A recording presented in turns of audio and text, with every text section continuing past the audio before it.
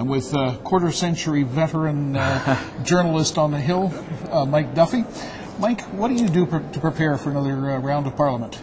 Well, you've got to read everything that's going, and you've got to, even when the House isn't sitting, politicians are saying things, making speeches, so you have to keep up on what they're doing so that when they come back, you know how their position has changed from a few months ago. And of course, we're in a kind of chameleon change time right now. The Prime Minister is becoming more green, more warm and cuddly.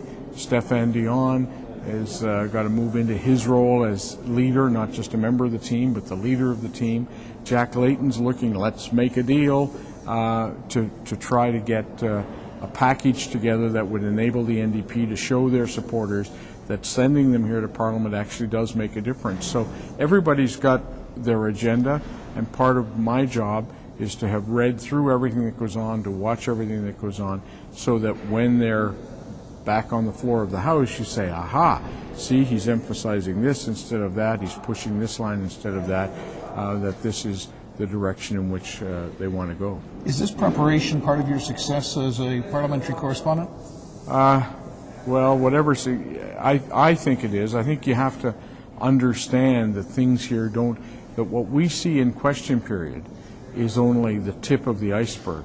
There's a whole lot of other stuff that's been going on behind the scenes. For example, the Conservatives have had very extensive polling done, focus groups and so on, what they call X-rays, to see why, after 1 year in power, they are not more popular. And one of the things that those so-called X-rays have discovered is that women, younger women, maybe don't feel as warm and fuzzy about the Prime Minister as many men. They find him a little cold, a little standoffish. This despite the fact that he's a hockey dad, takes his kids to school. He and his wife are very typically middle-class Canadians in every way. So what do you do to warm up his image?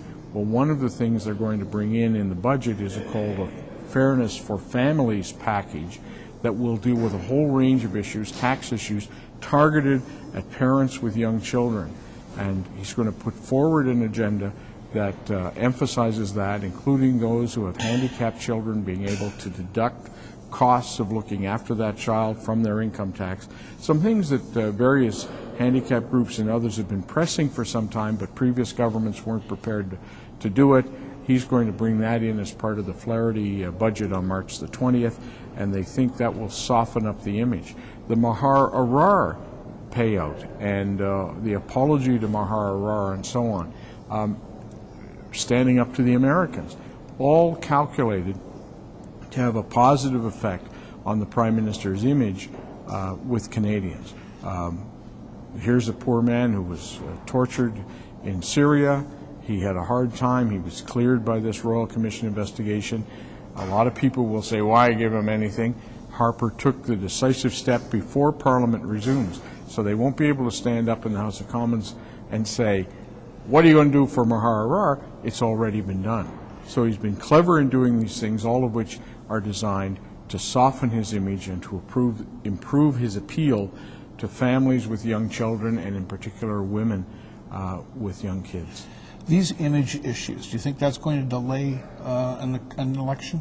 Well, Joe Clark showed in 1979 that when you're in a minority government, you shouldn't, unless you're absolutely certain of winning, roll the dice on power.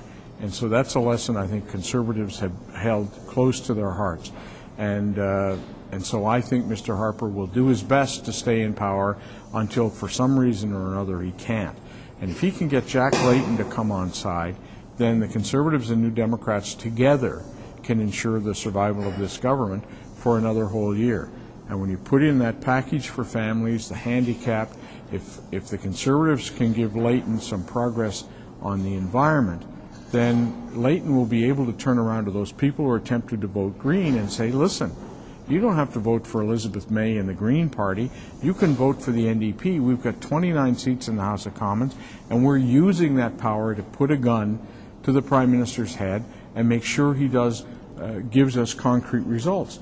If we had 1 or 2 or 3 or 5 Green Party members, they wouldn't be enough to force a change in government policy. we're able to do that.